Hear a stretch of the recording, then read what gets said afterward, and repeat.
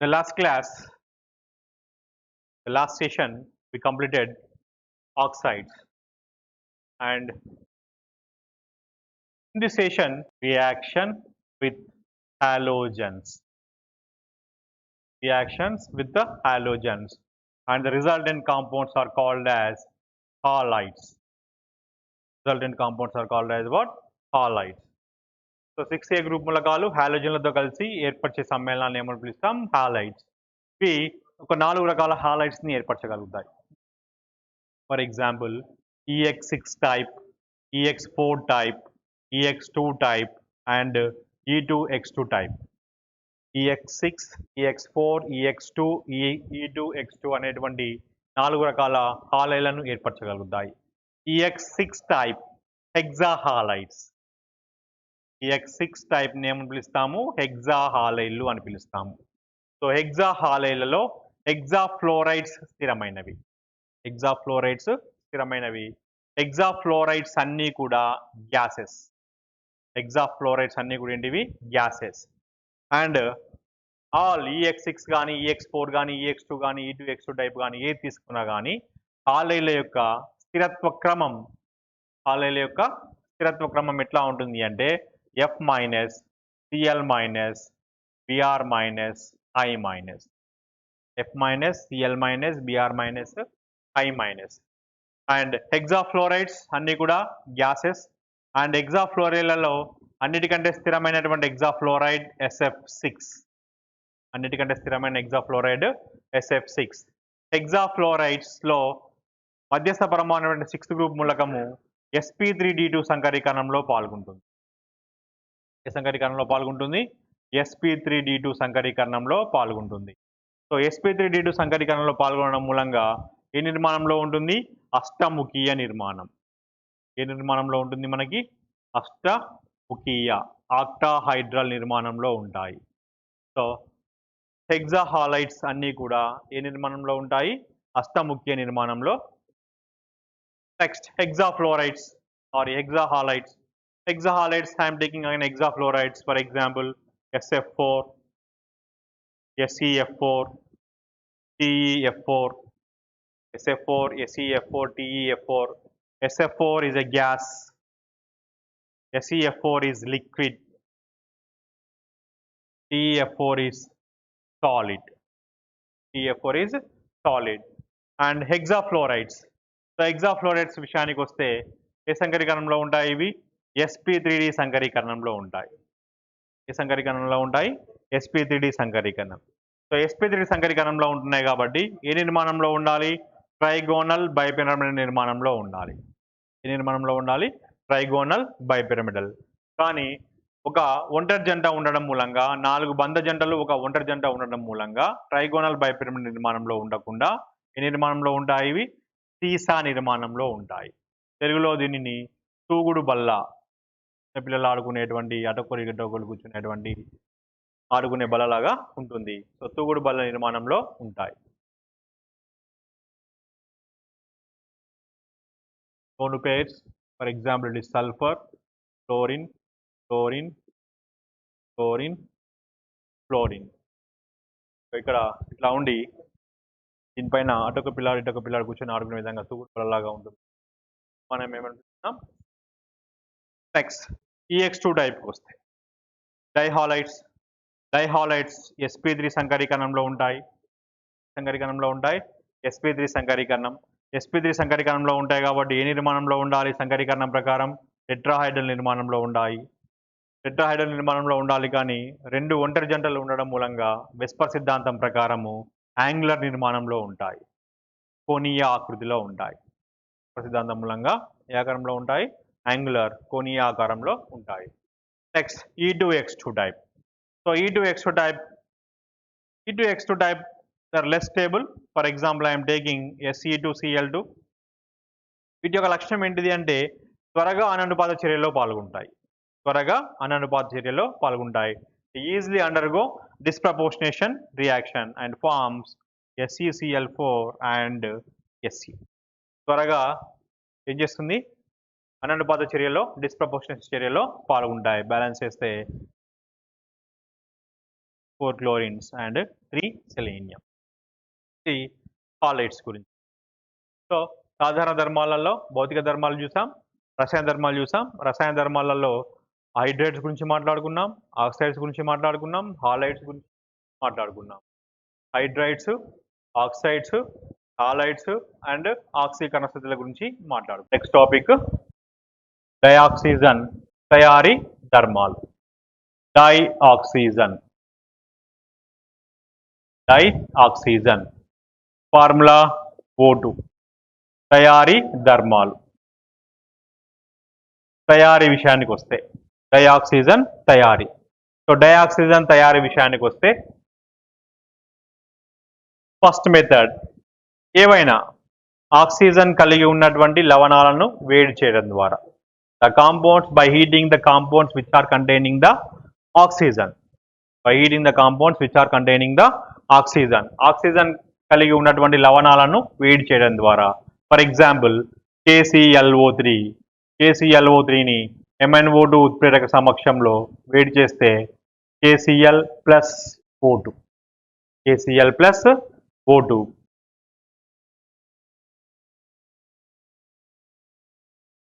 ఈ మాదిరిగా ఆక్సిజన్ని తయారు చేయొచ్చు. అలాగే అనదర్ ఎగ్జాంపుల్, ఆక్సిజన్ కలిగి ఉన్నటువంటి లవణం KMnO4 తీసుకో, పొటాషియం పరమాంగనేట్. వేడి చేయడం ద్వారా K2MnO4, MnO2 మరియు O2లు తయారవుతాయి. మళ్ళీ ఇచ్చిన ద్వారా ఏం తయారు చేయగలిగాం? O2ని తయారు చేయగలిగాం. అలాగే లోహ ఆక్సైడ్లను వేడి చేయడం ద్వారా ఎలా తయారు చేయొచ్చు? లోహ ఆక్సైడ్లను వేడి చేయడం ద్వారా. సో లోహ ఆక్సైడ్లను అంటే ఇట్లా, ఫర్ ఎగ్జాంపుల్ Ag2O. సో Ag2Oను వేడి చేయడం ద్వారా Ag+O2. Ag2Oను వేడి చేయడం ద్వారా ఏమొస్తుంది మనకు? Ag+O2. అలాగే HGOను వేడి చేయడం ద్వారా Hg+O2. సో లోహ ఆక్సైడ్లను వేడి చేయడం ద్వారా దేన్ని తయారు చేయొచ్చు? ఆక్సిజన్ని తయారు చేయొచ్చు. అలాగే Pb3O4 అనే ఆక్సిజన్ వేడి చేయడం ద్వారా PbO మరియు ఆక్సిజన్. అలాగే PbO2 అనేటువంటి ఆక్సైడ్ని వేడి చేయడం ద్వారా PbOO2.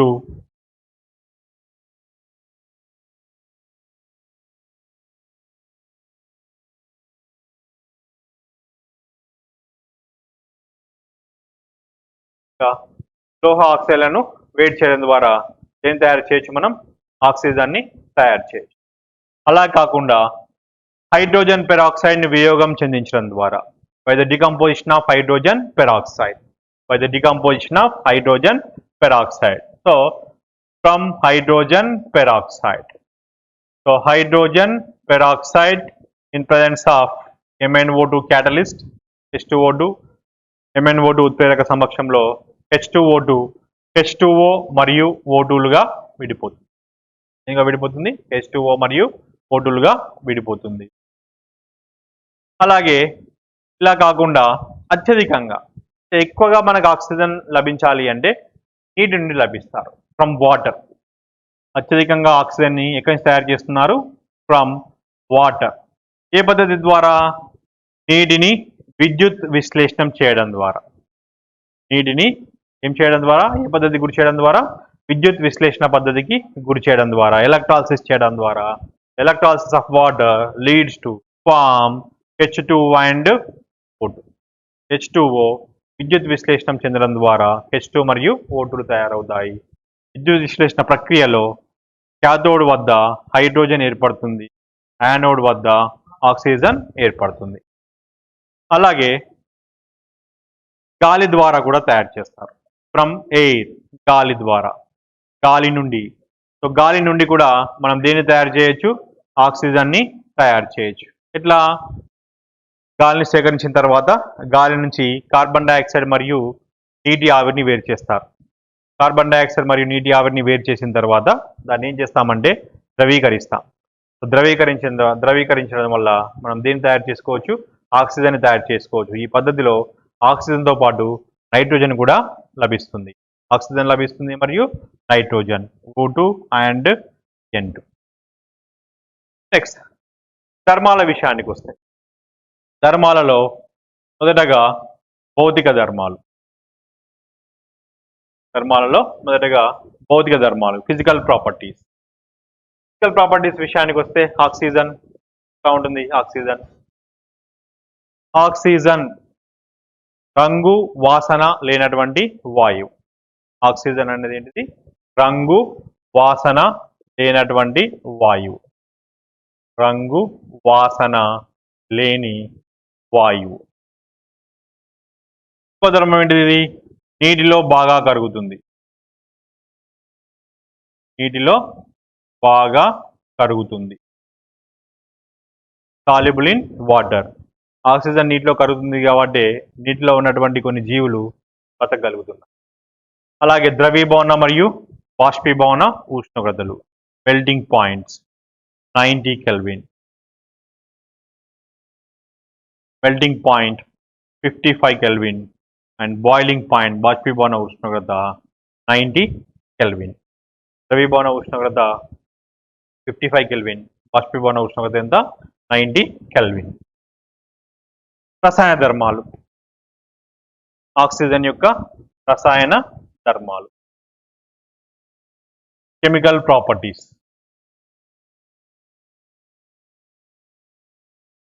రసాయన ధర్మాలు కెమికల్ ప్రాపర్టీస్. ఆక్సిజన్ యొక్క కెమికల్ ప్రాపర్టీస్ గమనించినట్లయితే కెన్ రియాక్ట్ విత్ లోహాలతో చర్య జరుపుతుంది,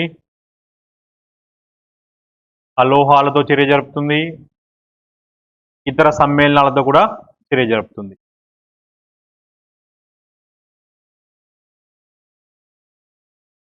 ఆక్సిజన్ లోహాలతో చర్య జరుపుతుంది, అలోహాలతో చర్య జరుపుతుంది, ఇతర సమ్మేళనాలతో కూడా చర్య జరుపుతుంది. జడ లోహాలతో చర్య జరపదు. జడ లోహాలతో చర్య జరపదు. ప్లాటినం వంటి లోహాలతో ఆక్సిజన్ చర్య జరపదు. ఇనర్ట్ మెటల్స్తో ఆక్సిజన్ చర్యలో పాల్గొనదు. ఫర్ ఎగ్జాంపుల్ లోహాలకు ఎగ్జాంపుల్ చూసినట్లయితే calcium plus O2 will give CaO. అలాగే అలోహాలకు ఎగ్జాంపుల్ చూసినట్లయితే carbon plus O2 will carbon dioxide. P4O2 give P4O10. సమ్మేళనాలతో ఎగ్జాంపుల్ చూసినట్లయితే ZnSO2 gives ZnO plus SO2. ZnO plus SO2. దీనే వర్జనం రోస్టింగ్ అంటాం. వర్జనము రోస్టింగ్.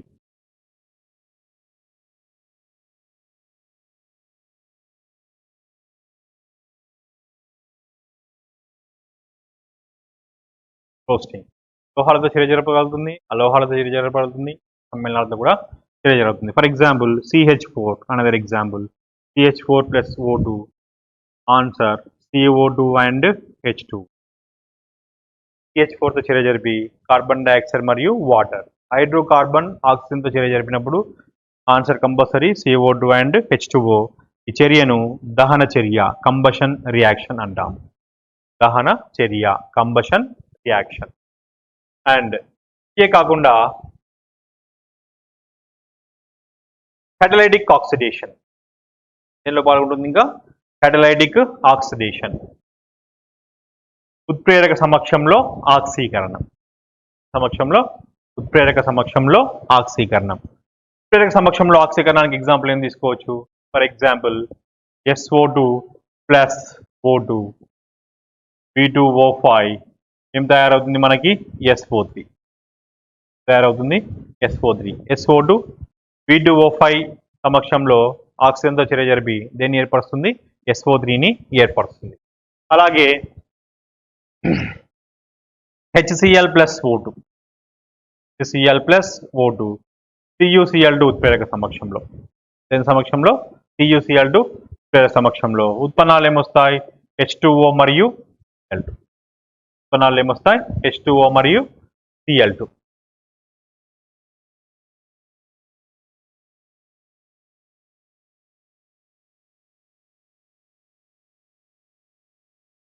H2O మరియు Cl2. దీన్నే డికాన్స్ ప్రాసెస్ అంటాం. పద్ధతి పేరు ఏం పేరు? డికాన్స్ process.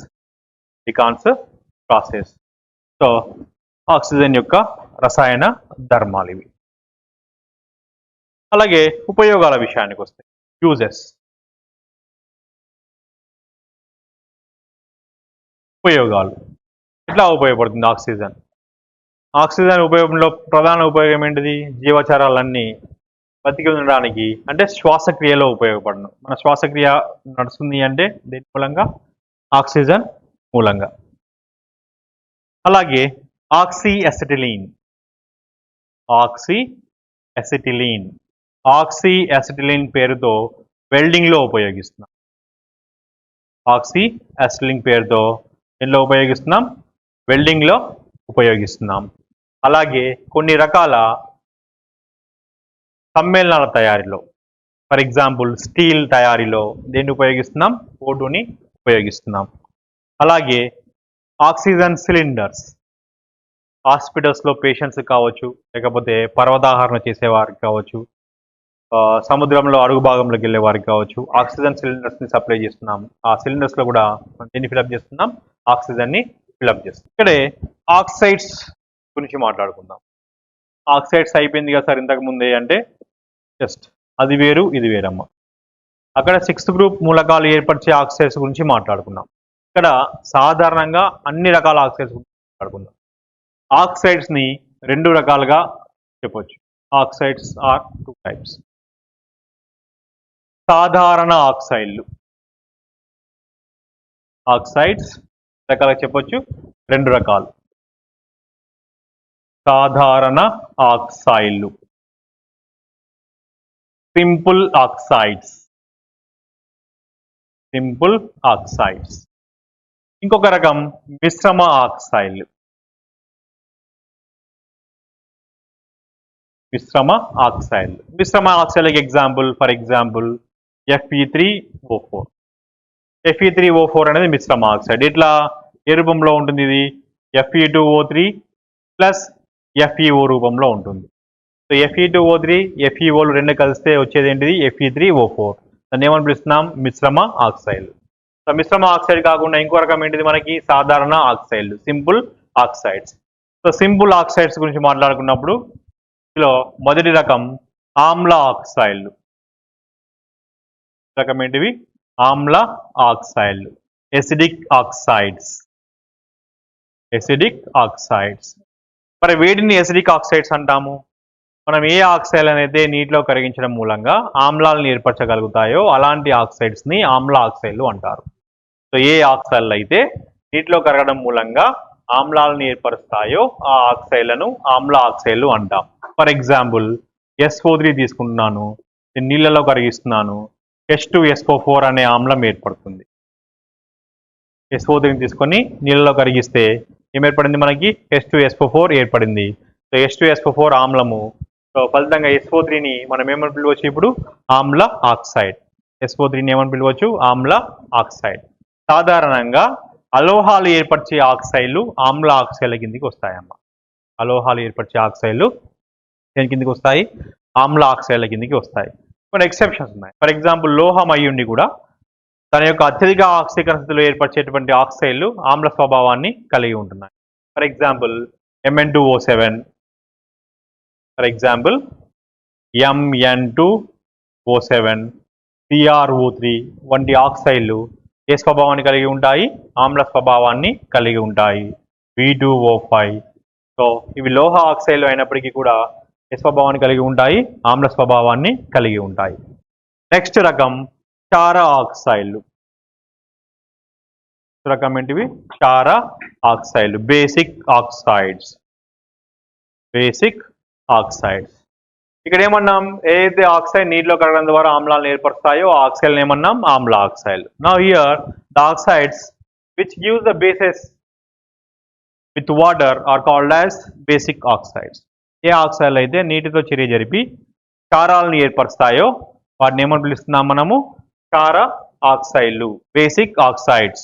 For example I'm taking CaO. CaOను నీళ్ళలో కరిగిస్తున్నాను. ఫలితంగా మనకి CaOH taken to అనే సమ్మేళనం ఏర్పడుతుంది, calcium hydroxide. So calcium hydroxide అనేది క్షారం. కాల్షియం హైడ్రాక్సైడ్ క్షారం కాబట్టి ఈ ఆక్సైడ్ ఏమని పిలవాలి? క్షార oxide. Calcium hydroxide is a base, that's why CaO is called as basic oxides. Basic oxide. General గా లోహాలు క్షార ఆక్సైడ్లను ఏర్పరుస్తాయి, అలోహాలు ఆమ్ల ఆక్సైడ్లను ఏర్పరుస్తాయి, లోహాలు క్షార ఆక్సైడ్లను ఏర్పరుస్తాయి. ఇక్కడ కూడా ఎగ్జంప్షన్ ఏంటిది అంటే కొన్ని రకాల లోహాలు ద్విస్వభావ ఆక్సైడ్లను ఏర్పరుస్తాయి. కొన్ని రకాల లోహాలు వీటిని ఏర్పరచగలుగుతాయి, ద్విస్వభావ ఆక్సైడ్లను ఏర్పరచగలుగుతాయి. ఆంఫోటెరిక్ ఆక్సైడ్స్ అంటాం వాటిని. సో ద్విస్వభావ ఆక్సైడ్లకి ఉదాహరణ ద్విస్వభావ ఆక్సైడ్స్. సో ద్విస్వభావ ఆక్సైడ్స్ కి example Al2O3, SiO2, Al2O3, SiO2. So Al2O3 ఇక్కడ నిర్వచనం ఏంటిది అంటే ఏ ఆక్సైడ్లు ఆమ్లాలతో మరియు క్షారాలతో చర్య జరపగలుగుతాయో ఆ ఆక్సైడ్లను ద్విస్వభావ ఆక్సైడ్లు అంటాం. ఏవైతే మనం ద్విస్వభావ ఆక్సైడ్లుగా చెప్తున్నామో వీటికి ఏ లక్షణం ఉంటుంది? అటు ఆమ్లాలతో చర్య జరపగలుగుతాయి, ఇటు క్షారాలతో చర్య జరపగలుగుతాయి. ఫర్ ఎగ్జాంపుల్ Al2O3 తీసుకున్నాను. So Al2O3 HCl 6 moles 9 moles of H2O and forms AlOH taken 6 and upon the complex plus 3 oxidation state balanced in 2 moles. ఆమ్లంతో చర్య జరపగలిగింది, ఫలితంగా ఒక సమ్మేళనాన్ని ఏర్పరచగలిగింది. At the same time Al2O3 base NaOH అనే క్షారంతో చర్య జరిపి Na3AlOH taken 6 అనే సమ్మేళనాన్ని ఏర్పరచగలదు. So ఇప్పుడు Al2O3 అనేది ఆమ్లంతో చర్య జరపగలిగింది, క్షారంతో చర్య జరపగలిగింది, కలపగలిగింది కాబట్టి can react with the acid and can react with the base. That's why this is called as amphoteric oxide, ద్విస్వభావ ఆక్సైడ్. ఆమ్ల ఆక్సైడ్లు చూసాం, క్షార ఆక్సైడ్లు చూసాం, ద్విస్వభావ ఆక్సైడ్లు, ఇంతకుముందు చూసిన మిశ్రమ ఆక్సైడ్లు అండ్ తటస్థ ఆక్సైడ్లు. ఒక వర్గం ఏంటిది? తటస్థ oxides, neutral oxides. Neutral oxides. So that does react with the, they cannot be said acidic oxides or basic oxides. Examples NO, CO, N2O, NO, CO, N2O లను ఏమని పిలుస్తాము? తటస్థ ఆక్సైడ్లు. ఆమ్ల స్వభావం ఉండదు, క్షార స్వభావం ఉండదు. క్వశ్చన్ ఎట్లా ఇస్తాడంటే ఆమ్ల స్వభావ ఆమ్ల ఆక్సైడ్స్ కి ఉదాహరణలు రాయండి, క్షార ఆక్సైడ్లకి ఉదాహరణలు రాయండి, తటస్థ ఆక్సైడ్లకు ఉదాహరణలు రాయండి, ద్విస్వభావ ఆక్సైడ్లకు ఉదాహరణలు రాయండి ఇలా అడుగుతుంటారు క్వశ్చన్. ఆమ్ల ఆక్సైడ్లకు ఉదాహరణలు, క్షార ఆక్సైడ్లకు ఉదాహరణలు, స్వభావ ఆక్సైడ్లకు ఉదాహరణలు, తటస్థ ఆక్సైడ్లకి ఉదాహరణలు, మిశ్రమ ఆక్సైడ్స్కి ఉదాహరణలు. Next topic ozone. The next topic ozone. Formula O3. O2, O3లను ఆక్సిజన్ యొక్క రూపాంతరాలు అంటారు. O2, O3లను ఏమని పిలుస్తున్నాం? ఆక్సిజన్ యొక్క రూపాంతరాలు. O3 ఓజోన్ తయారీ ఎక్కడ ఉంటుంది? ఓజోన్ భూమి యొక్క వాతావరణంలో పై పొరల్లో ఉంటున్నాం. ఆల్మోస్ట్ 20 కిలోమీటర్స్ దూరంగా సముద్ర మట్టం నుంచి 20 కిలోమీటర్ల పై వైపు వెళ్తుంటే 20 కిలోమీటర్ల పై వైపున ఏం లభిస్తుంది? మనకి ఓజోన్ లభిస్తుంది. Presents at the upper part of the atmosphere. Ozone presents at the upper part of the atmosphere. ఆ పై భాగంలో ఉండేటువంటి ఆక్సిజన్ దేనిగా మారిపోతూ ఉంటుంది? సూర్యుని సమక్షం లోపల ఓజోన్ గా మారిపోతుంది. మరి దీన్ని ప్రయోగశాలలో ఎలా తయారు చేయొచ్చు? How we can prepare ozone in the laboratory. ఎలా తయారు చేస్తారు? ఓజోన్ ఎలా తయారు చేస్తామంటే ఆక్సిజన్ని నిశ్శబ్ద విద్యుత్ ఉత్సర్గానికి గురి చేయడం ద్వారా, ఆక్సిజన్ని నిశ్శబ్ద విద్యుత్ ఉత్సర్గానికి గురి చేయడం ద్వారా దీన్ని తయారు చేయొచ్చు, O3ని తయారు చేయొచ్చు. O2 నిశ్శబ్ద విద్యుత్ ఉత్సర్గం, శబ్ద విద్యుత్ ఉత్సర్గం, silent electric discharge. Silent electric discharge ఏం తయారవుతుంది మనకి O3 తయారవుతుంది